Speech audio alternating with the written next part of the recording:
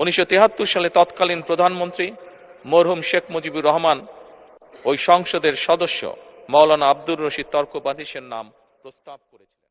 সম্মানিত সদস্যবৃন্দ, নতুন সংসদ যাত্রা শুরু করার সময় সংসদের সাবেক স্পিকার কিংবা ডেপুটি স্পিকার উপস্থিত থাকার কথা ছিল, কিন্তু পতিত পরাজিত বিতাড়িত ফ্যাসিস্ট সরকারের জনবিরোধী এবং গণবিরোধী কর্মকাণ্ডের ফলে যে জনরোষ তৈরি হয়েছে বা জনরোষ তৈরি হয়েছিল, তাতে এই মহান সংসদের সাবেক স্পিকার বা ডেপুটি স্পিকারকে খুঁজে পাওয়া যায়নি। তাদের কেউ কারাগারে, কেউ নিখোঁজ কিংবা কেউ পলাতক।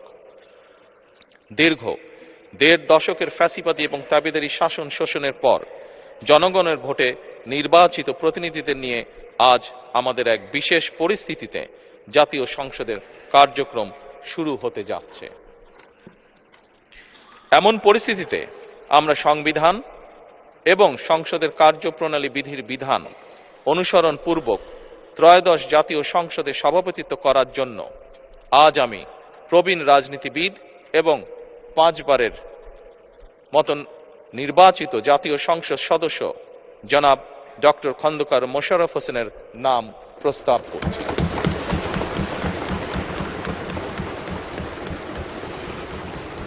সম্মানিত সংসদ সদস্যবৃন্দ, আমাদের সংসদীয় রীতিনীতির ইতিহাসে এই ধরনের পরিপ্রেক্ষিত নজিরবিহীন নয়। 1973 সালে তৎকালীন প্রধানমন্ত্রী মরহুম শেখ মুজিবুর রহমান ওই সংসদের সদস্য মাওলানা আব্দুর রশিদ তর্কবাদীশের নাম প্রস্তাব করেছিলেন এবং তার সভাপতিত্বে বাংলাদেশের প্রথম সংসদের প্রথম অধিবেশন শুরু হয়েছিল।